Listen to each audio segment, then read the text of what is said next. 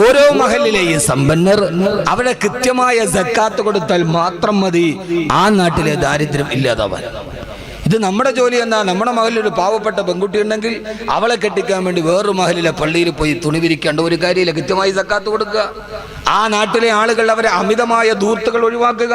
ഒരു വീട്ടിലെ കല്യാണത്തിന് നടത്തുന്ന അമിതമായ ധൂർത്തുകൾ, ആ ധൂർത്തുകൾ അനാവശ്യമായത് ഒഴിവാക്കി നമ്മുടെ നാട്ടിലെ സാധുക്കളെ സഹായിക്കാനുള്ള ബാധ്യത മഹല്ല് കമ്മിറ്റികൾ, മഹലിലെ പൊതുപ്രവർത്തകർ, മഹലിലെ സമ്പന്നർ ഇവരേറ്റെടുക്കും. അള്ളാഹു തൗഫീക്ക് നൽകി അനുഗ്രഹിക്കട്ടെ. അള്ളാഹു തൗഫീക്ക് നൽകി അനുഗ്രഹിക്കട്ടെ. അതിനെന്താ ആമീൻ പറയാത്ത? നിസ്കാരത്തിന്റെ കാര്യം പറഞ്ഞാൽ എല്ലാവർക്കും വലിയ സന്തോഷമാണ്. കാരണം അത് അവനവൻ ചെയ്താൽ മതിയല്ലോ. സക്കാത്ത് കൊടുക്കുന്ന കാര്യം പറഞ്ഞാൽ ആമീൻ പറയില്ല. കാരണം ഇത് വേറൊരുത്തരും കൊടുക്കേണ്ടതാണ്. സക്കാത്ത് കൊടുക്കാൻ തൗഫീഖ് കിട്ടുന്ന ഒരു തൗഫീഖ് ആർക്കും വേണ്ട. കാരണം എങ്ങാനും അല്ലാഹ് സ്വീകരിച്ച പോക്കറ്റിലേക്ക് എടുത്ത് മറ്റൊരുത്തരും കൊടുത്തേണ്ടി വരും. സക്കാത്ത് ഇസ്ലാമിന്റെ ഏറ്റവും പ്രധാനപ്പെട്ട ഫർളാണ്. അത് കൊടുക്കാത്തവൻ മുസ്ലിമല്ല, അവൻ ഇസ്ലാമിൽ നിന്ന് വെളിയിലാണ്. ഇസ്ലാം കാര്യത്തിൽ ഏറ്റവും പ്രധാനപ്പെട്ട സക്കാത്ത് എന്ന് പറയുന്നത് ഏറ്റവും പ്രധാനപ്പെട്ട ഇസ്ലാമിന്റെ അടിസ്ഥാനപരമായ പ്രമാണമാണ്. നമസ്കാരം പോലെ, റമളാനിലെ നോമ്പ് പോലെ, ഹജ്ജ് പോലെ ഏറ്റവും പ്രധാനപ്പെട്ട ഒന്നാണ് സക്കാത്ത്. ഒന്നുകൂടി ഞാൻ തെളിച്ചു പറയുന്നു, ഒരു സമൂഹത്തിന് എപ്പോഴും രണ്ട് ശുദ്ധി ആവശ്യമാണ്. ഒന്ന് സാമ്പത്തിക വിശുദ്ധി, മറ്റൊന്ന് ലൈംഗിക വിശുദ്ധി. ഒരു സമൂഹം എന്നും ഈ ലോകത്ത് നല്ല സമൂഹമായി നിലനിൽക്കാനുള്ള കാരണം അതിന് രണ്ട് ശുദ്ധി ഉണ്ടാവലാണ്. ഒന്ന് സാമ്പത്തിക ശുദ്ധി, ചൂഷണമില്ലാത്ത സാമ്പത്തിക ശുദ്ധി. രണ്ട് ലൈംഗികമായ ശുദ്ധി. ഈ രണ്ട് ശുദ്ധിയും ഒരു സമൂഹത്തിന്റെ ഏറ്റവും പ്രധാനപ്പെട്ട ശുദ്ധിയാണ്. അത് രണ്ടും എന്ന് നഷ്ടപ്പെടുന്നുവോ അള്ളാഹു ആ സമയത്ത് ആ സമൂഹത്തെ പരീക്ഷിക്കുമെന്ന് നബി മുഹമ്മദ് മുസ്തഫ. അള്ളാഹു സുബ്ഹാനഹു വ തആല സ്വീകരിക്കുമാറാകട്ടെ. അതുകൊണ്ട് ജമാഅത്തിന്റെ പരിപാലന സമിതി അംഗങ്ങൾ, ജമാഅത്തിലെ സമ്പന്നർ ഇക്കാര്യത്തിൽ തീരുമാനമെടുക്കണം. അപ്പോൾ ആ മഹല്, ഇപ്പോൾ കണ്ടച്ചിറ മഹലിൽ ഒരു 300 വീടുണ്ടെങ്കിൽ അവിടെയുള്ള ആളുകൾ എല്ലാവരും കൂടി കൃത്യമായി സക്കാത്ത് കൊടുക്കാൻ നിർബന്ധമുള്ളവർ കൊടുക്കുക. സാധുക്കൾ അതിനുവേണ്ടി സക്കാത്തിനെ കൃത്യമായി വിനിയോഗിക്കുക. അവർ രണ്ടു കൂട്ടർ വിചാരിച്ചാൽ ആ മഹല് നന്നായി. ഉലമാക്കളും ഉമറാക്കളും തീരുമാനിച്ചാൽ ആ മഹല് നന്നായി. അങ്ങനെ ഓരോരുത്തർ വിചാരിക്കുമ്പോൾ ഓരോന്നും നന്നാവും. വൈദ്യനും വൈദികനും വാദ്യാരും നന്നായാൽ ലോകം നന്നായി എന്നാണ്. വൈദ്യനും വൈദികനും വാദ്യാര് നന്നായാൽ ലോകം നന്നായി എന്നാണ്. വൈദ്യൻ ഡോക്ടർ, വൈദികൻ ഞാൻ, വാദ്യാർ അധ്യാപകൻ. ഈ 3 പേരുടെയും മുമ്പിലാണ് ആളുകൾ എത്തുക. വൈദ്യന്റെ മുമ്പിലാണ് രോഗം വന്നാൽ എത്തുക. വൈദികന്റെ മുമ്പിലാണ് ഉപദേശങ്ങൾക്കും ആത്മീയതയ്ക്കും വേണ്ടി എത്തുക. വാദ്യാരുടെ മുമ്പിലാണ് അറിവുകൾക്ക് എത്തുക. അതുകൊണ്ട് വരുന്ന രോഗിയെ വൈദ്യൻ നന്നായി ചികിത്സിക്കുകയും വരുന്ന വിശ്വാസികളെ വൈദികൻ നന്നായി ആത്മീയ ശുശ്രൂഷ നടത്തുകയും അറിവ് തേടി വരുന്നവർക്ക് വാദ്യാർ ഏറ്റവും നല്ല അറിവ് പറഞ്ഞു കൊടുക്കുകയും ചെയ്താൽ അവരെ ലോകത്തിനെ നന്നാക്കാൻ പ്രാപ്തിയുള്ള 3 വിഭാഗമാണ്. പ്രശസ്ത സാഹിത്യകാരി ഹെലൻ കെല്ലർ പറയുന്നുണ്ട്, എൻ്റെ ജീവിതത്തിൽ ഏറ്റവും എൻ്റെ അമ്മ ചെറുപ്പത്തിൽ മരിച്ചുപോയി. ഹെലൻ കെല്ലറിൻ്റെ കെല്ലർ പറയുന്നുണ്ട്, എനിക്ക് അമ്മ മരിച്ചെങ്കിലും എനിക്കൊരമ്മയുണ്ടായിരുന്നു. അതെൻ്റെ ക്ലാസ് ടീച്ചറായിരുന്നു. എൻ്റെ ടീച്ചറാണ് എന്നെ ഇതുവരെ എത്തിയതെന്ന് ഹെലൻ കെല്ലർ പറയുന്നു. അതുകൊണ്ട് നമ്മളെല്ലാവരും പ്രസംഗം മാത്രമല്ലാതെ അതിൻ്റെ അപ്പുറത്തോട്ടുമല്ല, ഇരുട്ടിനെ പഴിച്ചിട്ട് കാര്യമില്ല. അവിടെ ഒരു മെഴുകുതിരിയെങ്കിലും കത്തിച്ചു വെക്കലാണ് ഒരു മനുഷ്യൻ്റെ ദൗത്യം.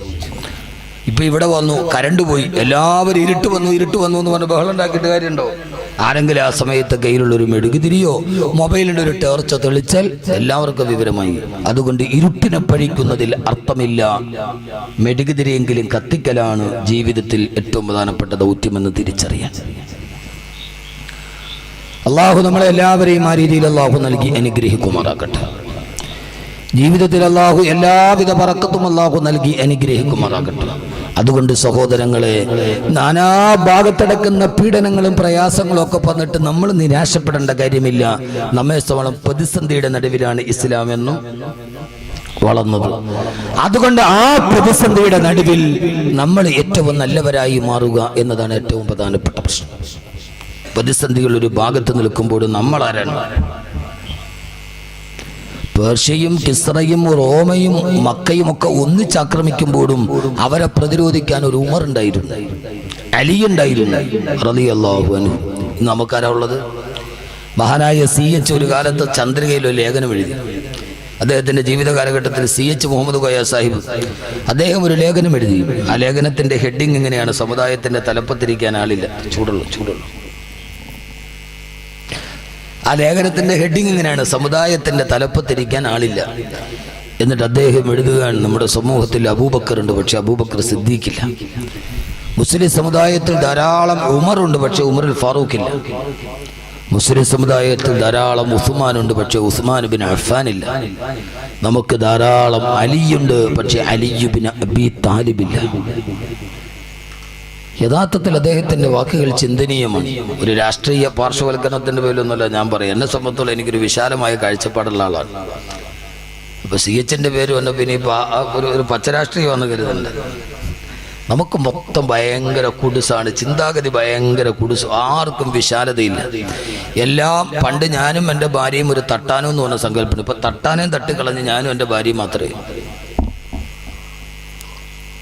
പണ്ട് പഴമൊഴി പറയുന്നത് ഞാനും ഭാര്യയും എൻ്റെ തട്ടാനും എന്നാണ്. ഇപ്പം തട്ടാനും തട്ടി, ഇപ്പം ഞാനും ഭാര്യയും. ഇപ്പം ഭാര്യയും വേണ്ട, പോണ വഴിക്ക് വിഷം ഒഴിച്ചു കൊടുക്കും. ഭർത്താവിനെയും വേണ്ട, ഇപ്പം അവനവൻ മാത്രം സെൽഫിയായി. അങ്ങനെ മനുഷ്യൻ സെൽഫിഷായി മാറുകയാണ്. ഹൃദയത്തിന് വിശാലത ഉണ്ടാവണം. അതില്ലാത്തടത്തോളം കാലം മനുഷ്യൻ വിശാലമാവൂല. എന്താ ഇസ്ലാമിൻ്റെ സത്ത? എന്താ അള്ളാഹു ചോദിച്ചത്? എന്താ നിന്റെ മുഖത്തിന് എത്ര സൗന്ദര്യം നൽകിയെന്ന് അള്ളാഹു ചോദിച്ചോ? ഇല്ല. നിന്റെ കൈകൾക്ക് ഇത്ര കായിക ബലം ഞാൻ തന്നില്ലേ 4 പേരെ അടിക്കാന്നുള്ള ചോദിച്ചോ? ഇല്ല. അള്ളാഹ് ചോദിച്ചത് അഫമൻ ശറഹല്ലാഹു സദ്റഹു ലിൽ ഇസ്ലാം, ഇസ്ലാമിന് വേണ്ടി നിന്റെ ഹൃദയത്തെ ഞാൻ വിശാലമാക്കി തന്നില്ലേ? നബി സല്ലല്ലാഹു അലൈഹി വസല്ലമയോട് അള്ളാഹു നബിതങ്ങൾക്ക് ചെയ്തു കൊടുത്ത അനുഗ്രഹത്തെ കുറിച്ച് ചോദിച്ചപ്പോൾ ചോദിച്ചത് അലം നശ്റഹ് ലക സദ്റക, നബിയെ അങ്ങയുടെ ഹൃദയത്തെ ഞാൻ വിശാലമാക്കി തന്നില്ലേ? മൂസാ നബി അള്ളാഹിനോട് പ്രാർത്ഥിച്ചത് അള്ളാഹുവെ സ്വർണ്ണമല വേണമെന്നല്ല, റബ്ബി ശ്റഹ് ലി സദ്രി, എൻ്റെ ഹൃദയത്തെ നീ വിശാലമാക്കി താ അള്ളാഹുവേ എന്നാണ്. നമുക്ക് ഹൃദയ വിശാലതയില്ല. അതാണ് നമ്മുടെ ഏറ്റവും പ്രധാനപ്പെട്ട പ്രശ്നമെന്ന് മനസ്സിലാക്കി ഈ പ്രതിസന്ധികളുടെ നടുവിൽ ആ പ്രതിസന്ധികളെ മറികടക്കാൻ കഴിയുന്ന വ്യക്തിപരമായ തേജസ്സും ഓജസ്സും വെളിച്ചവും നമ്മളിൽ ഉണ്ടാവുക. അപ്പോൾ സമൂഹത്തിൽ ആ വെളിച്ചമുണ്ടാവും. അനാചാരങ്ങൾ അരങ്ങ് തകർക്കുമ്പോൾ എന്നതാണ് എൻ്റെ വിഷയം. അത് പറയുന്നതിന് മുമ്പ് ഞാനിത് പറഞ്ഞത്, ഒരു ഭാഗത്ത് അനാചാരങ്ങൾ ആഞ്ഞടിക്കുമ്പോഴും മറുഭാഗത്ത് പ്രത്യാശയുടെ കിരണങ്ങളുണ്ട്. നാം എല്ലാത്തിനെയും കണ്ണടച്ച് വിമർശിക്കേണ്ടതില്ല. ഒരു ഭാഗത്ത് ധാരാളം പ്രതീക്ഷയുടെ വർത്തമാനങ്ങൾ. ഞാൻ പറഞ്ഞതുപോലെ ജർമ്മനിയിൽ ആ കുട്ടി എന്നോട് പറഞ്ഞു, ഉസ്താദേ, ഓരോ വഖത്ത് നിസ്കാരം കഴിയുമ്പോഴും 3-ലധികം ആളുകൾ കലിമത്ത് ഷഹാദ സ്വീകരിക്കാനുണ്ട്. അവിടുത്തെ പള്ളിക്കുള്ളിൽ ധാരാളം ലൈബ്രറികൾ. ആ ലൈബ്രറിയിൽ സംശയ നിവാരണം നടത്താനുള്ള പണ്ഡിതന്മാർ 100 കണക്കിന് ആളുകളാണ് ഖുർആനെ കുറിച്ച് പഠിക്കാൻ പള്ളിക്കുള്ളിൽ ലൈബ്രറിയിലെത്തുന്നത്. നമ്മുടെ പള്ളിയുടെ അടുത്ത മൂത്രപ്പുര പോലും ഇതുവരെ ഒന്നായിട്ടില്ല. അവിടെ പള്ളിയുടെ ഉള്ളിൽ ലൈബ്രറികൾ. നമ്മുടെ പള്ളിയിലേക്ക് ഒരു ക്രിസ്തീയ സഹോദരൻ, ഒരു ഹൈന്ദവ സഹോദരൻ ഇസ്ലാമിനെ കുറിച്ച് പഠിക്കണം, വായിക്കണമെന്ന് പറഞ്ഞാൽ നമ്മുടെ ആരാധനാലയത്തിന്റെ ഉള്ളിൽ അവർക്ക് തുറന്നു കൊടുക്കാൻ പറ്റുന്ന ഏത് പുസ്തകമാണ് നമ്മുടെ കയ്യിലുള്ളത്? അവർക്ക് തുറന്നു കൊടുക്കാൻ കഴിയുന്ന ഏത് അറിവിന്റെ വാതായനമാണ് നമ്മുടെ കയ്യിലുള്ളത്? നിർമാതളം പൂത്തപ്പോൾ എന്ന് പറയുന്ന സാഹിത്യമെഴുതിയ 1994 നോബൽ സമ്മാനത്തിന് പേര് ഗണിക്കപ്പെട്ട മാധവിക്കുട്ടി കമല സുറയായപ്പോ ചോദിച്ചൊരു ചോദ്യമുണ്ട്: എന്തുകൊണ്ട് നേരത്തെ നിങ്ങൾ എനിക്ക് ഖുർആനെ പഠിപ്പിച്ചു തന്നില്ല എന്ന്? എന്തുകൊണ്ട് നിങ്ങൾ എനിക്ക് പറഞ്ഞു തന്നില്ല എന്ന് ആരാണ് മറുപടി പറയേണ്ടത്? ആരാണ് മറുപടി പറയേണ്ടത്? അതുകൊണ്ട് നമ്മുടെ പള്ളികൾ, നമ്മുടെ ആരാധനാലയങ്ങൾ, നമ്മുടെ വീടുകൾ, നമ്മുടെ പരിസരങ്ങൾ, ആ പരിസരങ്ങൾ മാതൃകായോഗ്യമായ ഒരു നാഗരിക സമൂഹമാകുന്നത് വരെ അല്ലാഹു സുബ്ഹാനഹു വ തആല ഈ ഉമ്മത്തിന് പരിവർത്തനം നൽകുകയില്ല. ഏത് ഫറോവയുടെ കാലഘട്ടത്തിലാണോ, ഫറോവയുടെ വീട്ടിലായിരുന്നുവല്ലോ ഫറോവയുടെ ഭാര്യ സ്വർഗം വാങ്ങിച്ചത്. നമ്മളിപ്പോഴും പറയുന്നത് എന്താണ്? കാലം ഇങ്ങനെയായി പോയി, അതിന്റെ കൂടെ ഞാനും ഇങ്ങനെ നടന്നു പോവുകയാണ്. അല്ല സഹോദരിമാരെ, അങ്ങനെയല്ല. ആരുടെ കൂടെയും ഇറങ്ങിപ്പോകുന്ന സഹോദരിമാർ, മാതാപിതാക്കൾ വളർത്തിയ പെൺമക്കൾ അനാചാരങ്ങൾ അരങ്ങ് തകർക്കുന്നു. മിനിഞ്ഞാന്ന് കോഴിക്കോട് നിന്ന് 2 കുട്ടികൾ, ഒരു അബ്ദുൽ വഹാബും പിന്നെ പെൺകുട്ടിയുടെ പേരെന്താ, 22 വയസ്സുള്ള അബ്ദുൽ വഹാബും 21 വയസ്സുള്ള ഒരു പെൺകുട്ടി മീനാക്ഷി എന്ന പേരും തോന്നുന്നു. രണ്ടുപേരും കൂടി വയനാട്ടിലേക്ക് ടൂർ പോയി. പോയ വഴിയിൽ താമരശ്ശേരി അടിവാരത്ത് വെച്ച് ടിപ്പർ ലോറിയുടെ അടിയിൽ ബൈക്ക് പോയി കയറി രണ്ടുപേരും മരിച്ചു. രണ്ടുപേരുടെയും മാതാപിതാക്കൾ അറിഞ്ഞിട്ടില്ല. പഠിക്കാൻ വിട്ട അബ്ദുൽ വഹാബിന്റെ മാതാപിതാക്കൾ അറിഞ്ഞിട്ടില്ല ഒരു പെണ്ണുമായി കറങ്ങാൻ പോയി എന്ന്. കാനറ ബാങ്കിലെ സീനിയർ അക്കൗണ്ടന്റായ മീനാക്ഷിയുടെ പിതാവ് അറിഞ്ഞിട്ടില്ല. രാവിലെ മുത്തം കൊടുത്ത് താൻ പറഞ്ഞു വിട്ട് തന്റെ മോൾ വേറെ ചെറുപ്പക്കാരന്റെ കൂടെ പോയി എന്ന്. രണ്ടുപേരും കൂടെ പോയ വഴിയിൽ നഷ്ടപ്പെട്ടു പോയത് ആർക്കാണ്? കഷ്ടപ്പെട്ട് വളർത്തിയ മാതാപിതാക്കൾക്ക്. അതിനപ്പുറത്തേക്ക് ആർക്കും ഒന്നും നഷ്ടപ്പെട്ടിട്ടില്ല. പക്ഷേ നമ്മുടെ കേരളത്തിന്റെ അവസ്ഥ എന്താണെന്നറിയോ? അവർ രണ്ടുപേരും മരിച്ചപ്പോ ഫേസ്ബുക്കിൽ പിന്നെ കമന്റ് അവരെ ജാതി നോക്കിയിട്ടാണ്. ദൈവം കൊടുത്ത ശിക്ഷയാണ്. റോഡ് അപകടത്തിൽ പെടുന്ന മരിച്ചു കിടക്കുന്ന രണ്ട് പാവപ്പെട്ട മനുഷ്യരെ നോക്കിയിട്ട് ജാതി പറയുന്നു. ദൈവത്തിന്റെ ശിക്ഷ കഥ പറയുന്ന ആളുകളായി നമ്മുടെ മലയാളത്തിന്റെ മനസാക്ഷി മരവിച്ചു പോയി എന്നത് നമ്മെ എല്ലാവരെയും വല്ലാതെ നൊമ്പരപ്പെടുത്തുന്നുണ്ട്. PV സിന്ധു ബാഡ്മിന്റണിൽ മെഡൽ നേടിയപ്പോ അന്ന് ഗൂഗിളിൽ ഏറ്റവും കൂടുതൽ ആളുകൾ സെർച്ച് ചെയ്തത്, ഇന്ത്യക്കാർ സെർച്ച് ചെയ്തെന്നാണെന്നറിയോ? സിന്ധുവിന്റെ ജാതി ഏതെന്നാണ് ഗൂഗിളിൽ സെർച്ച് ചെയ്തത്. PV സിന്ധുവിന് ബാഡ്മിന്റണിൽ മെഡൽ കിട്ടിയപ്പോ ആ പെണ്ണിന്റെ ജാതി അന്വേഷിക്കുന്നതിൽ ഗൂഗിളിൽ നിന്ന് 5 ലക്ഷത്തോളം ആളുകളാണ് ആ പെണ്ണിന്റെ ജാതി അന്വേഷിച്ചു പോയത്. ഈ അവസ്ഥയിൽ എല്ലാം ജാതീയമായി വർഗീയമായി കൂട്ടിക്കെട്ടുന്ന ഒരു കിരാത മനസ്സിന് മുമ്പിൽ എന്റെ പ്രിയപ്പെട്ട സഹോദരങ്ങളോട് സഹോദരിമാരോട് എനിക്ക് പറയാനുള്ളത്, അള്ളാഹുവിന്റെ അടിമയായി അള്ളാഹുവിന്റെ വിശുദ്ധമായ ഇസ്ലാം നമ്മോട് എന്താണോ പറഞ്ഞു തന്നിട്ടുള്ളത്, ആദരവായ പ്രവാചകൻ നബി മുഹമ്മദ് മുസ്തഫ സല്ലല്ലാഹു അലൈഹി വസല്ലമയുടെ അടുക്കലേക്ക് വന്നിട്ട് ഒരു ദിവസം അബൂ ദർ റളിയല്ലാഹു അൻഹു ചോദിച്ചു, നബിയേ, ചോദ്യം അബൂദറിനാണ്, യാ റസൂലല്ലാഹ്, സ്വർഗത്തിലേക്കുള്ള കുറുക്കുവഴിയേറെന്ന് എനിക്കൊന്ന് പറഞ്ഞു തരുമോ നബിയേ? ഒരു അനുയായി വന്നിട്ട് ചോദിക്കുന്നത്, അവനെ മൈക്കൊന്ന് ശരിയാക്കി വെക്കല്ല, സൗണ്ട് പിടിക്കുന്നു. സൗണ്ട് പിടിച്ചാൽ പിന്നെ ഒന്നും നടക്കൂല.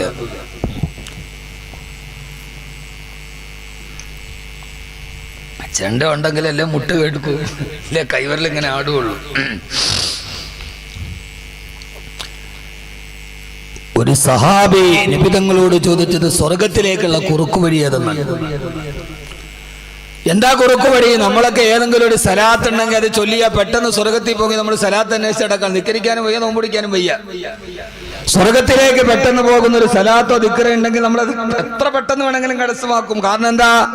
ആ സലാത്തില്ല സ്വർഗത്തിൽ പോവും, ആ ദിക്റില്ല സ്വർഗത്തിൽ പോകും. നിന്റെ നിസ്കാരം വേണ്ട, നോമ്പ് വേണ്ട, പാവങ്ങളെ സഹായിക്കണ്ട, ഒന്നും ചെയ്യണ്ട.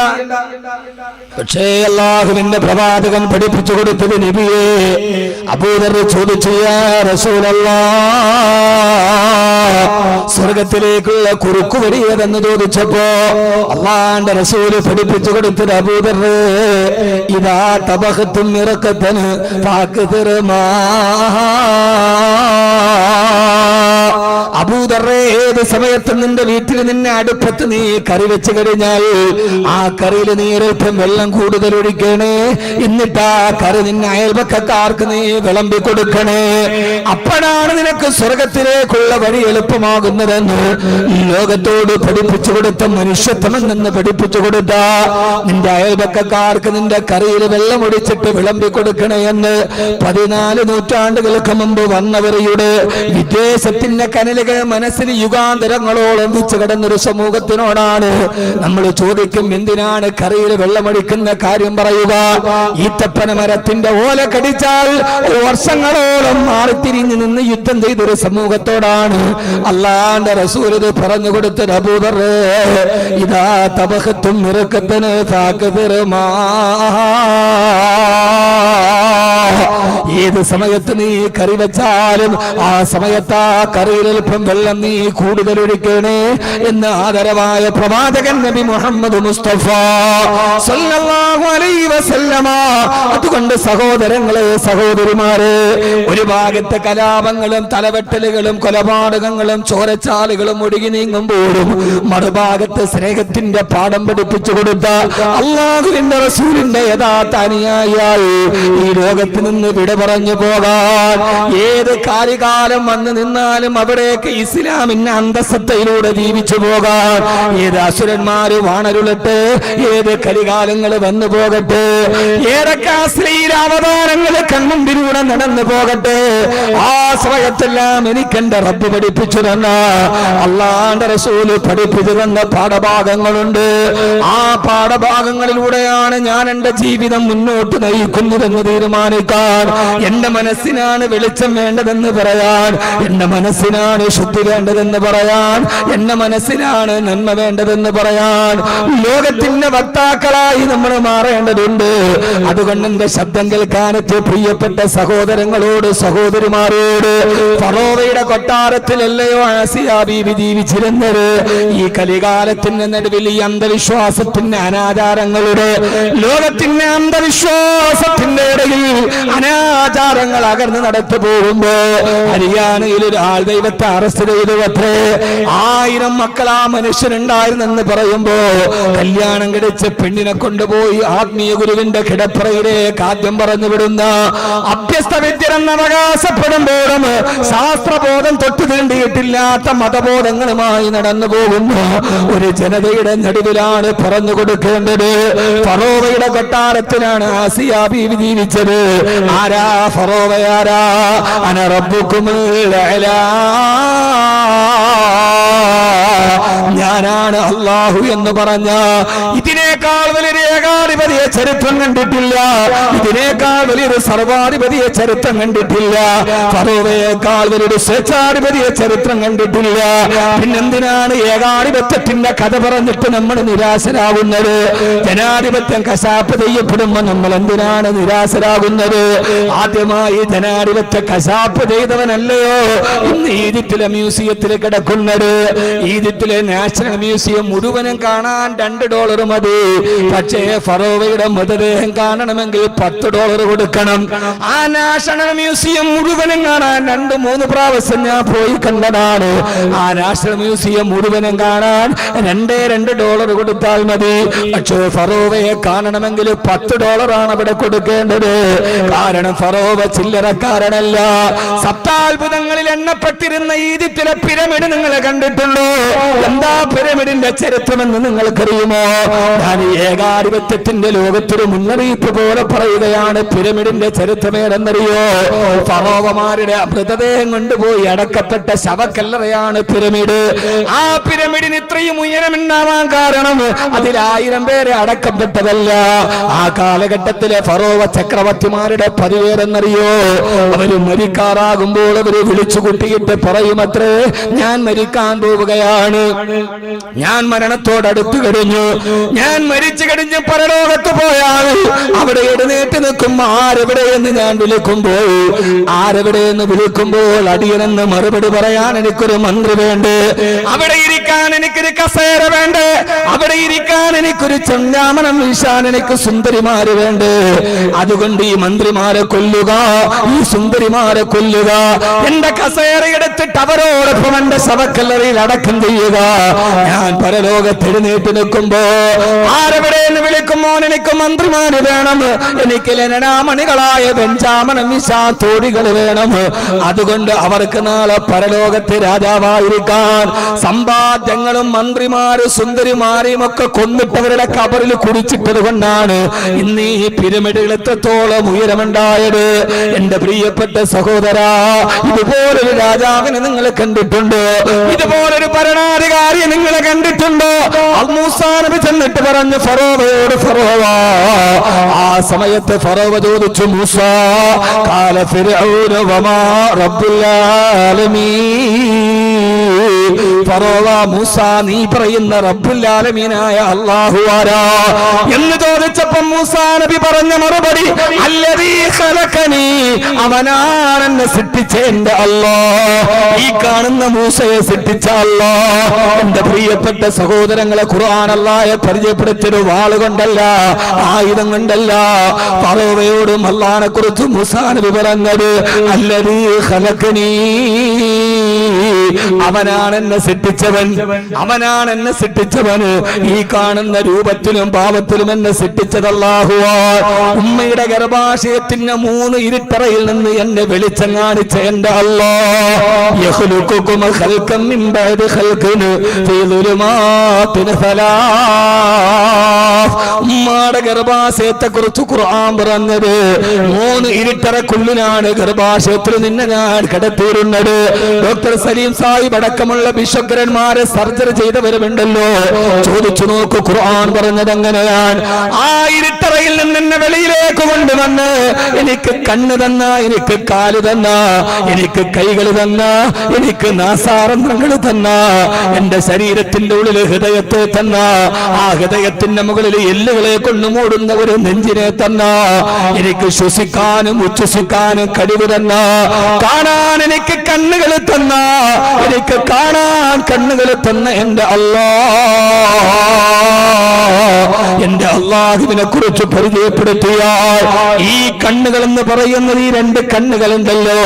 ചാൾസ് ഡാർവിൻ പോലും കുരങ്ങിൽ നിന്ന് പരിണാമമുണ്ടായപ്പോഴാണ് മനുഷ്യരുണ്ടായതെന്ന തിയറി വെച്ച ചാൾസ് ഡാർവിനെ പോലും ഉത്തരം മുട്ടിച്ച മനുഷ്യന്റെ അവയവമാണ് കണ്ണ്. ഡാർവിനെ ഈ കണ്ണെങ്ങനെ രൂപാന്തരപ്പെട്ടെന്ന് ചോദിച്ചപ്പോ പ്രകൃതി നിർദ്ധാരണം വഴിയുള്ള ജീവിവർഗത്തിന്റെ ഉൽപ്പത്തി എന്ന പുസ്തകം ഇറക്കിയ ഡാർവിനെ പോലും ഉത്തരം മുട്ടിച്ച കണ്ണ്. ഈ കണ്ണിനെ നിങ്ങളൊരു ക്യാമറയായിട്ട് കണക്കാക്കിയാൽ ഈ ക്യാമറയുടെ വലിപ്പം എത്രയെന്ന് നിങ്ങൾക്കറിയോ? ഐഫോൺ ആപ്പിൾ കമ്പനി നിർമ്മിച്ച ഐഫോൺ 7 ക്യാമറയുടെ മെഗാ പിക്സൽ 12 മെഗാ പിക്സലാ. അതാണ് ഇപ്പൊ ഏറ്റവും വലിയ ക്യാമറയുള്ളത്.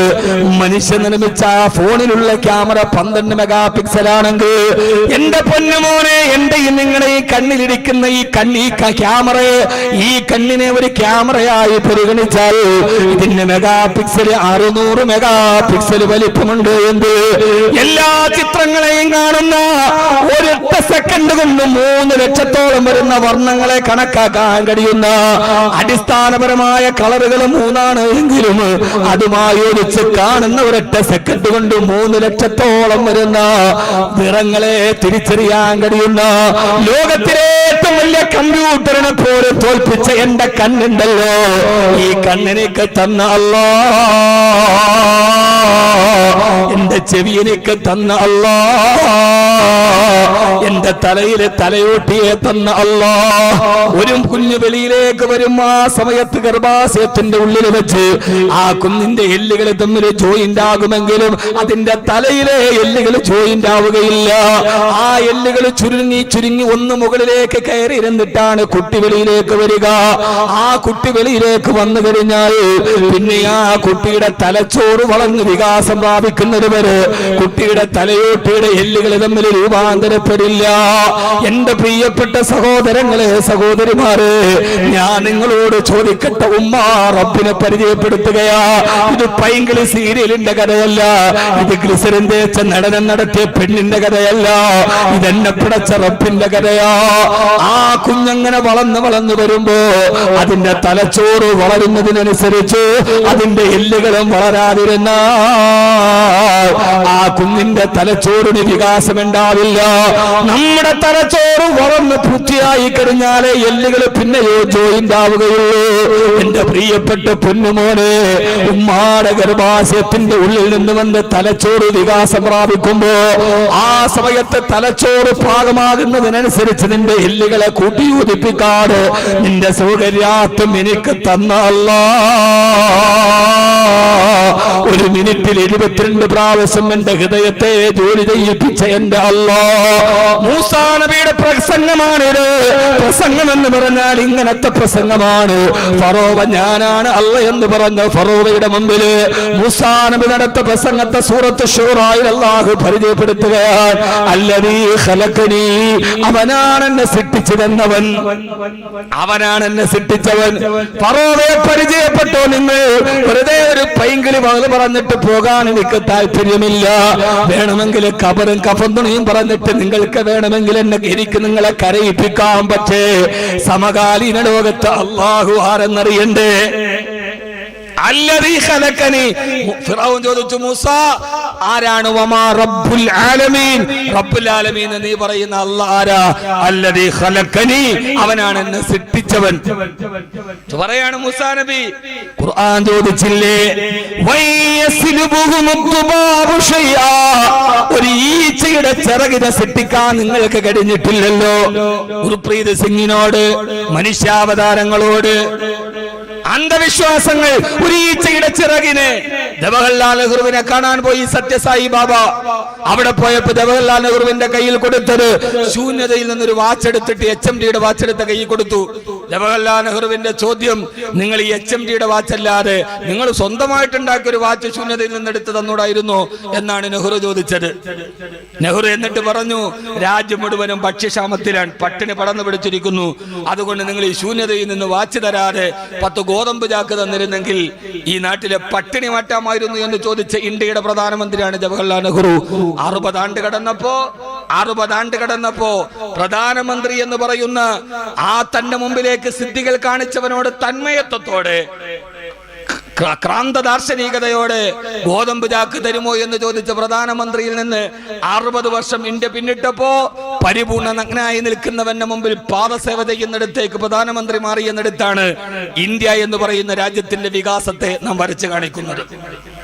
പറയുന്നതിൽ മോശം തോന്നരുത്. ജവഹർലാൽ നെഹ്റു ബക്രാനങ്കൽ അണക്കെട്ടുണ്ടാക്കിയ ജവഹർലാൽ നെഹ്റു, മോനെ നമ്മൾ മരിച്ചു പോകും, നമ്മൾ ചെയ്ത സേവനമേ നിലനിൽക്കൂ. നെഹ്റുവിന്റെ കോട്ടിൽ ഒരു റോസാപ്പൂ ഉണ്ടായിരുന്നു. നെഹ്റു മരിച്ചു, കോട്ട് നുരുമ്പിപ്പോയി, ആ റോസാപ്പൂവിന്റെ ഇതളും മണ്ണിലോട്ട് ചേർന്നു. പക്ഷേ നെഹ്റു നിർമ്മിച്ച ബക്രാനങ്കൽ അണക്കെട്ട് ഇപ്പോഴും ലോകത്ത് നിലനിൽക്കുന്നുണ്ട്. അതുകൊണ്ട് അല്ലമീൻ സാധു സംഘടന സമിതിയുടെ പ്രവർത്തകരോട്, നമ്മൾ മരിക്കും, പക്ഷെ നമ്മൾ ചെയ്തത് ഒരിക്കലും ലോകത്ത് മരിക്കില്ല. കർമ്മങ്ങൾക്ക് മരണമില്ല, മനുഷ്യനാണ് മരണമുള്ളത്. എന്റെ പ്രിയപ്പെട്ട സഹോദരങ്ങളെ പറഞ്ഞത്, അല്ലദീ ഖലഖനി, എന്നെ സൃഷ്ടിച്ച അല്ലാഹ്. സൃഷ്ടിക്ക് നിങ്ങൾ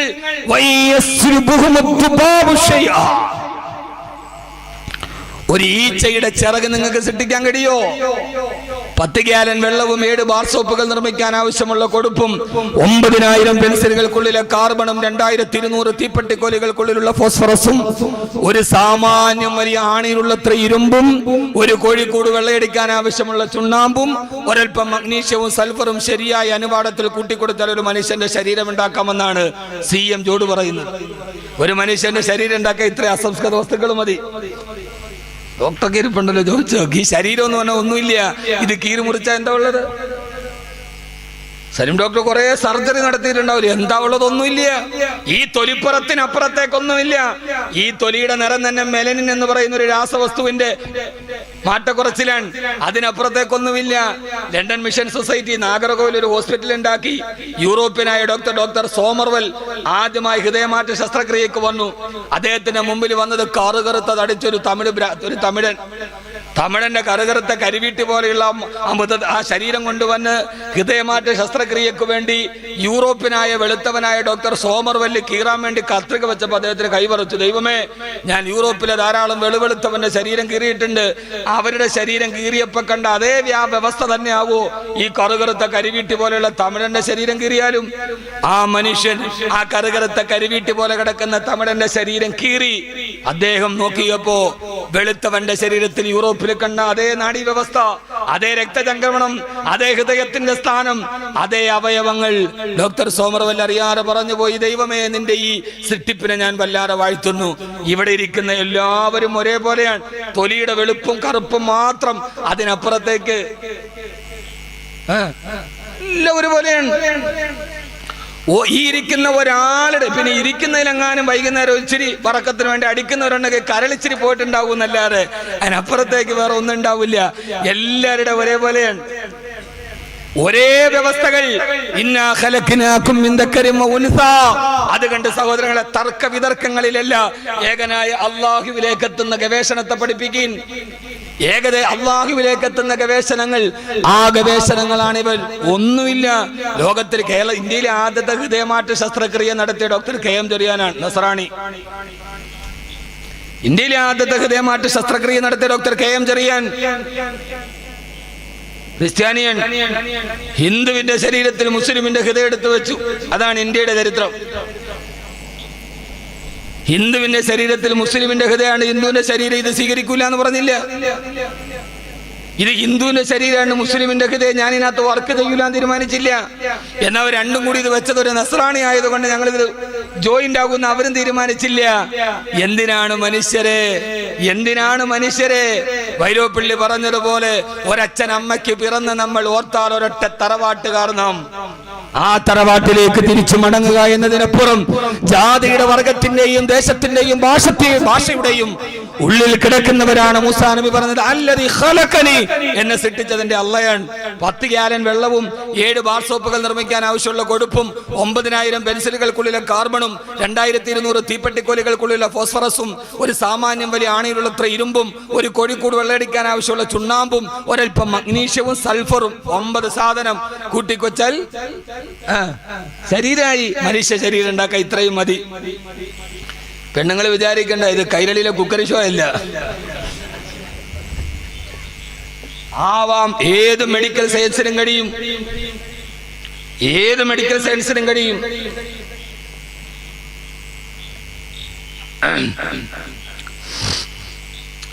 പക്ഷേ ഇതിനപ്പുറം അല്ലാഹുവിന്റെ ഒരു ചോദ്യമുണ്ട്. ഈ കാണുന്ന അസംസ്കൃത പദാർത്ഥങ്ങളെല്ലാം രൂപീകരിച്ച് 10 ഗാലൻ വെള്ളവും 7 ബാർ സോപ്പുകൾ കുടിപ്പിക്കാനുള്ള കൊടുപ്പും കാർബണുകളും മഗ്നീഷ്യമിട്ട് കൂട്ടിച്ചെത്തിട്ട് നീ ഒരു മനുഷ്യനെ ഉണ്ടാക്കിയാൽ, കൈകളുള്ള കാലുകളുള്ള ചെവിയുള്ള ഹൃദയമുള്ള ഒരു മനുഷ്യനെ ഉണ്ടാക്കിയാൽ, ആ കണ്ണുകളൊന്ന് ചലിക്കാൻ, അതിന്റെ പീലികളൊന്ന് വളരാൻ, ആ തലയിലെ തലമുടിയൊന്ന് വളരാൻ, നിന്റെ കയ്യിലെ നഖമൊന്ന് വളരാ, അതിന്റെ ഉള്ളിൽ ഒരു ആത്മാവിനെ കൊടുക്കണ്ടേ? ആരാണ് ആത്മാവിനെ കൊടുക്കുന്നത്? വയസ്അലൂനക അനിർ-റൂഹ് ഖുലിർ റൂഹു മിൻ അംരി റബ്ബി വമാ ഊതീതും മിനൽ ഇൽമി ഇല്ലാ ഖലീലാ. നബി ആത്മാവിനെ കുറിച്ച് അവരോട് ചോദിച്ചാൽ, ഖുലിർ റൂഹു മിൻ അംരി റബ്ബി, എന്റെ രക്ഷിതാവിനല്ലാതെ ഒരാൾക്ക് റൂഹിനെ കൊടുക്കാൻ പറയിൽ കഴിയില്ലെന്ന് പറഞ്ഞു കൊടുക്കും നബിയേ. ഇതുകൊണ്ടാണ് മൂസാ നബി പറഞ്ഞത്, അല്ലദീ ഖലഖനി, അവനാണ് എന്നെ സൃഷ്ടിച്ചവൻ. വീണ്ടും ഫറോവ ചോദിച്ചു, ഞാൻ ഫറോവയെ പരിചയപ്പെടുത്തുകയാണ്. വീണ്ടും ഫറോവ ചോദിച്ചു, മൂസാ ആരാണ് നിന്നെ അല്ല എന്ന് ചോദിച്ചപ്പോ, അല്ലദീ യുനസ്സിലുൽ ഗൈസ, അവനാണ് ആകാശത്ത് നിന്നും മഴയുണ്ടാക്കി തന്നവൻ, അവനാണ് ആകാശത്ത് നിന്ന് മഴ വർഷിപ്പിച്ചവൻ. ഇത് പറഞ്ഞപ്പോ സൃഷ്ടാവെന്ന് പറഞ്ഞപ്പോ ഫിറോൻ മിണ്ടിയില്ല. വല്ലദീ ഹുവ യുത്തീമുനി, അവനാണ് എനിക്ക് ഭക്ഷണം തന്ന് മിണ്ടിയില്ല. ആകാശത്ത് നിന്ന് മഴ വർഷിപ്പിക്കുന്ന അള്ളയാന്ന് പറഞ്ഞപ്പോ ഫിറോൻ എന്ന ഏകാധിപതി ചാടി എഴുന്നേറ്റില്ല. മുഅ്മിനീങ്ങളെ പൊട്ടിച്ചിരിച്ചിട്ട് ഫിറോൻ പറഞ്ഞു, മൂസാ അപ്പൊ നിന്റെ അള്ളാഹ്ക്ക് മേലെയാണ് ഞാൻ. കാരണം നിന്റെ അള്ളാഹ്ക്ക് ആകാശത്ത് നിന്ന് മഴ വർഷിപ്പിക്കണമെങ്കിൽ ഭൂമി വേണ്ടേ? മഴത്തുള്ളി വന്ന് വീഴണമെങ്കിൽ ഭൂമി വേണ്ടേ? ഭൂമി ആരുടേതാ? അനല്ലദീ മുൽക്കു മിസ്റ, ഞാനാണ് ഈജിപ്തിന്റെ അധികാരി. വഹാദിഹിൽ അൻഹാറു തജ്രീ മിൻ തഹ്തി, ഈ നീര് പോലും ഒഴുകുന്നത് എന്നോട് ചോദിച്ചിട്ടാണ്. നിൽക്കാൻ പറഞ്ഞാൽ ഫറോവ നിൽക്കാൻ പറഞ്ഞാൽ നീൽ അവിടെ തന്നെ നിൽക്കും മൂസ എന്ന് പറഞ്ഞ ഏകാധിപതിയാണ് ഫറോവ. എന്നുള്ള ഏകാധിപതികൾ ഫറോവയുടെ പതിപ്പുകൾ മാത്രമാണ്. നീ എന്തിനു പേടിക്കണം മനുഷ്യ? ഇതൊക്കെ താണ്ടിട്ടാണ് ഇസ്ലാം ഇങ്ങോട്ട് വന്നത്. നിനക്കെന്തിനാ നിരാശ? നീ ഇറച്ചി തിന്നണ്ടെന്നല്ല, നീ ബീഫ് തിന്നണ്ടെന്നല്ല, നീ മഴ തന്നെ, മഴവെള്ളം തന്നെ കുടിക്കണ്ട, ഇതെന്റേതാണ്. ബീഫ് തിന്നണമെന്ന് നമുക്ക് നിർബന്ധമൊന്നുമില്ലുണ്ടോ? നിർബന്ധമില്ല. എന്തിന്? ബീഫ് പശുവിന്റെ ഇറച്ചി തിന്നണമെന്ന് നിർബന്ധമുണ്ടോ? നിങ്ങൾക്ക് ഇവിടുത്തെ നിർബന്ധമുണ്ടോ? ഇതെന്താ സ്ഥലത്തിന്റെ പേരെന്താ? പശുവിനെ തിന്നണമെന്ന് നിർബന്ധമുണ്ടോ? പിന്നെ എന്തിനാ കൊലാകലം? പശുവിന്റെ ഇറച്ചി തിന്നാൻ പാടില്ല. അൽബാനുൽ ബക്കരി ശിഫാഉൻ, പശുവിന്റെ പാലിൽ ഔഷധ ഗുണമുണ്ട്. വലഹുമുഹാ ദാഉൻ, അതിന്റെ ഇറച്ചി രോഗമുണ്ടാക്കുന്നതാണെന്ന് നബി മുഹമ്മദ് മുസ്തഫ. പശുവിന്റെ ഇറച്ചി തിന്നാൻ പാടില്ല എന്ന് നിരുത്സാഹപ്പെടുത്തിയ പ്രവാചകൻ. അൽബാനുൽ ബക്കരി ഷിഫാഉൻ, പശുവിന്റെ പാല് കുടിച്ചാൽ ഔഷധ ഗുണമുണ്ട്. വലഹുമുഹാ ദാഇൻ, അതിലെ ഇറച്ചി തിന്നാൽ രോഗമുണ്ട്. പക്ഷേ ഖുർആനിലെ ആദ്യത്തെ സൂറത്ത്, രണ്ടാമത്തെ സൂറത്തിന്റെ പേര് പശു എന്നാണ്, ബക്കറ. ഇബ്രാഹിം നബി പശുവിനെ അറുത്തു എന്നാണ് ഖുർആൻ പറഞ്ഞത്. ഫജാഅ ബിഇജ്ലിൻ സമീൻ, അറുത്തു. പശുവിന്റെ ഇറച്ചി തിന്നണമെന്ന് ഇങ്ങനെ നിർബന്ധമൊന്നുമില്ല, അതിനുവേണ്ടി ബഹളം ഉണ്ടാക്കണ്ട. പക്ഷേ ഭരണഘടനാപരമായി ഒരു ഇന്ത്യൻ പൗരൻ എന്ന രീതിയിൽ നമുക്ക് അനുവദിക്കപ്പെട്ട ഒരു ഭരണഘടന നൽകുന്ന സ്വാതന്ത്ര്യത്തെ ഹനിക്കുമ്പോഴാണ് പ്രതിഷേധം ഉണ്ടാകും. നമ്മൾ പ്രതിഷേധിക്കുന്നത് ഭരണഘടനാപരമായ സ്വാതന്ത്ര്യം നിഷേധിക്കപ്പെട്ടപ്പോഴാണ്. അല്ല, നമുക്ക് പശുവിറച്ചി തിന്നാനുള്ള കൊതി കൊണ്ടല്ല എന്ന് വ്യക്തമായിട്ട് പറഞ്ഞു കൊടുക്കണം. പശുവിറച്ചി തിന്നാൻ കൊതിയില്ല, പക്ഷേ ഭരണഘടന അനുശാസിക്കുന്ന എല്ലാ അവകാശങ്ങളും ഒരു പൗരൻ എന്ന രീതിയിൽ, ഇന്ത്യയിൽ ജനിച്ചൊരു പൗരൻ എന്ന രീതിയിൽ അവകാശപ്പെട്ടത് തന്നെയാണ്. അതിനെതിരെയാണ് പ്രതിഷേധ സമരം. ഫറോവ ചോദിച്ചത് മുസ്ലിമായതിന്റെ രീതിയിൽ ബാംഗ്ലൂരിൽ നിന്ന് കേരളത്തിലേക്ക് അധികം ദൂരമില്ല. നമ്മുടെ അക്ഷരങ്ങളെ ഇരുട്ടിന്റെ വക്താക്കൾ പേടിക്കാൻ തുടങ്ങിയിരിക്കുന്നു. അതുകൊണ്ടാണ് മിനിങ്ങാന്ന് ബാംഗ്ലൂരിൽ ഒരു പാവപ്പെട്ട എഴുത്തിലൂടെ ഫാസിസത്തിനെ നിലനിന്ന ഒരു പെണ്ണിനെ വെടിവെച്ച് തന്നത്. കൽബുർഗിയെ കൊന്നത് എന്തിനാണ്? കൽബുർഗിയെ കൊന്നത് കൽബുർഗി ഒന്നും പറഞ്ഞില്ല. കൽബുർഗി പറഞ്ഞത് രാമന് സീതയെ വനവാസത്തിന് വിട്ടിട്ട് നേരെ പോയത് വാൽമീകിയുടെ ആശ്രമത്തിലേക്കാണ്. രാമനും വാൽമീകിയും ഒരേ കാലക്കാരായിട്ട് പോലും വാൽമീകി രാമനെ ദൈവമായിട്ട് അംഗീകരിച്ചില്ല എന്ന് എഴുതിയത് കൊണ്ടാണ് കൽബുർഗിയെ ഒരു കൊന്നത്. എന്തിനാണ്? ആശയ സംവാദത്ത് എന്തിനു നാം ഭയപ്പെടണം? ആശയം എപ്പോൾ നഷ്ടപ്പെടുന്നോ അപ്പോഴാണ് ആയുധം എടുക്കുക.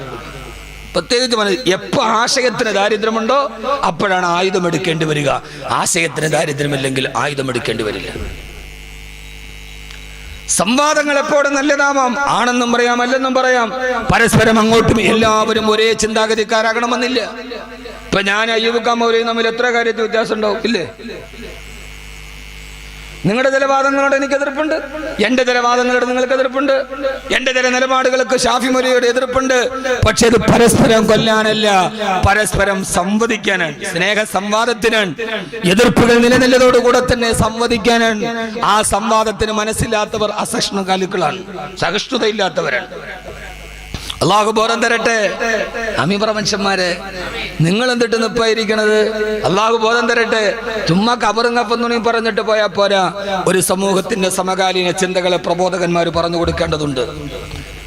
ഫിറഔൻ പറഞ്ഞു, നിന്റെ അള്ളാഹ്ക്കും മേലെയാണ് ഞാൻ. മഴ വർഷിക്കണമെങ്കിൽ ഭൂമി വേണ്ടേ? ഭൂമി ആരുടേതാ? അനല്ലദീ മുൽക്കു മിസ്റ, ഈ ഭൂമി എന്റേതാണ്, മിസ്ർ എന്റേതാണ്. വഹാദിഹിൽ അൻഹാറു തജ്രി മിൻ തഹ്തി, വഹാദിഹിൽ അൻഹാറു തജ്രി മിൻ തഹ്തി, എന്നോട് ചോദിച്ചിട്ടാണ് ഈ നൈല് തന്നെ ഒഴുകുന്നത് എന്ന് പറഞ്ഞ ആളാണ് ഈജിപ്തിലെ നാഷണൽ മ്യൂസിയത്തിൽ മലന്ന് കിടപ്പുണ്ട്. നാഷണൽ മ്യൂസിയം മുഴുവൻ കാണാൻ $2 മതി. ഞാൻ 2 പ്രാവശ്യം പോയതാണ്. ഈ മഹാനവറുകളെ കാണണമെങ്കിലോ ബഹുമാനപ്പെട്ടവരെ കാണണമെങ്കിൽ $10 കൊടുക്കണം. അങ്ങനെ അമ്മാതിരി കിടപ്പല്ലേ കിടക്കണത്. ലോകത്തുള്ള മുഴുവൻ ആളുകൾക്കും പുറകെ വരുന്ന ഏകാധിപതികൾക്ക് മനസ്സിലാവാൻ എവിടെ പോൾപോട്ടെവിടെ മനുഷ്യന്റെ ശിരസറ്റ കബന്ധങ്ങൾ കണ്ട് ജനാധിപത്യത്തെ കൊല ചെയ്ത പോൾപോട്ടെവിടെ പോയി? മുസോളിനി എവിടെ പോയി?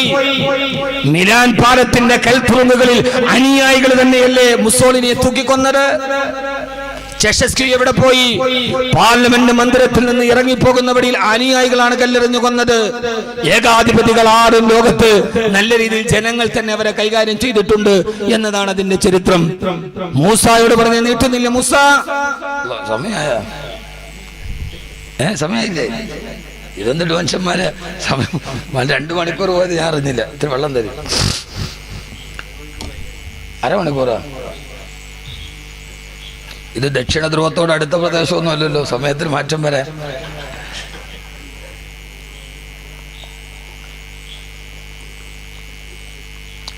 അൽഹംദുലില്ലാ. ചില പ്രസംഗിച്ചാൽ നമ്മൾ വിചാരിക്കും പടച്ചോനെ ഇയാളൊന്നും നിർത്തണില്ലല്ലോ. ചില ആളുകൾ ദുആ സമ്മേളനത്തിന് ദുആ തുടങ്ങിയ പിന്നെ നിർത്താൻ വേണ്ടി നമ്മൾ വേറെ ദുആ ചെയ്യും. ഇസ്ലാം നീണ്ട ദുആ, പിന്നെ അതൊന്ന് നിർത്തി കിട്ടാൻ നമ്മൾ വേറെ ദുആ ചെയ്യണം. ഇസ്ലാമിന്റെ എല്ലാ സൗന്ദര്യമുള്ള ഇബാദത്തുകളാണ്. നിസ്കാരം നീട്ടാൻ പാടില്ല. ഇസ്ലാമിനൊരു സൗന്ദര്യമുണ്ട്. ഒരു ഇമാമ് കയറുന്നു, അതേ സുബൈക്ക് വേണ്ടി വന്ന ആളുകൾ നീട്ടി അങ്ങോട്ട് കുറവ് പാടില്ല. ഇസ്ലാം ആത്മീയമായ ഒരു ഭൗതിക പ്രസ്ഥാനമല്ല ഇത്. ഇസ്ലാം എന്ന് പറയുന്ന ഒരു സൗന്ദര്യമാണ്. നിസ്കാരത്തിൽ പുറകിലുള്ള വൃദ്ധന്മാരെ പരിഗണിക്കണം. കുട്ടികളെ പരിഗണിക്കണം. വളരെ നീട്ടി നിവർത്തി നിങ്ങൾ ഓതാൻ പാടില്ല. അതേപോലെ ദുആ ചെയ്യുമ്പോൾ ആവശ്യത്തിന് നിങ്ങൾ ചെയ്യാവോ, അതിനപ്പുറത്തോട്ട് നിങ്ങൾ ചെയ്യാൻ പാടില്ല. വെറുതെ അനാവശ്യമായി ഒരു പ്രകടനപരത അത് അള്ളാഹുവിന്റെ പ്രവാചകൻ സല്ലല്ലാഹു അലൈഹി വസല്ലമയ്ക്ക് ഇട്ടുമായിരുന്നില്ല. പ്രസംഗം അങ്ങനെയാണ്. പക്ഷെ നിങ്ങളിങ്ങനെ പ്രസംഗിച്ചോളാൻ പറയാം, അത് വേറെ കാര്യം. ആ സമയത്താണ് ഫറോവ ചോദിച്ചത്, മൂസ ഏതുവരെ പോയി ഫറോവ? ഇത് ഞാൻ പറയുന്നത് എന്നെ കേൾക്കാനത്തെ സഹോദരിമാർക്ക് വേണ്ടിയാണ്. വാക്കും ഇവിടെ വന്ന് 2 മണിക്കൂർ പ്രസംഗിച്ചിട്ട് ഞങ്ങൾക്ക് വേണ്ടി ഒന്നും പറഞ്ഞില്ലെന്ന് പരാതി വേണ്ട. അവസാനം ഈ ഫറോവ എന്ത് ചെയ്തെന്നറിയോ? അള്ളാന്റെ ഖുർആനിൽ കാണാം, അള്ളാഹുവിന്റെ ഖുർആൻ ഈ ചരിത്രം പറഞ്ഞു തരുന്നുണ്ട്. വഖാല ഫിർഔന യാ ഹമാനു ബിനി ലി സർഹാ ലഅല്ലി യബ്ലുഗുൽ തന്നെ മന്ത്രിയായ ഹാമാനെ വിളിച്ചിട്ട് പറഞ്ഞ, ഹാമാനെ യാ ഹാമാൻ ഇബ്നി ലീ സർഹാ, ഹാമാനെ നീ ഒരു വലിയ ഗോപുരം പണിയുക. മൂസ പറഞ്ഞത് എന്റെ റബ്ബുൽ ആലമീനായ അല്ലാഹു ആകാശത്തിലാണെന്നല്ലേ. ഉന്നതമായൊരു ഗോപുരം പണിത് മന്ത്രിയായ ഹാമാൻ ആ ഗോപുരത്തിന്റെ മുകളിലേക്ക് അല്ലാഹുവിനെ കൊല്ലാൻ അമ്പുമായി പാഞ്ഞു കയറിയില്ല ഫറോവ. ഇതൊന്നും കെട്ടുകഥയല്ല, ഇതൊന്നും ഖുർആൻ പറഞ്ഞ കഥകളാണ്. ഖുർആൻ ചരിത്രം പറയുന്നത് രസിക്കാനല്ല.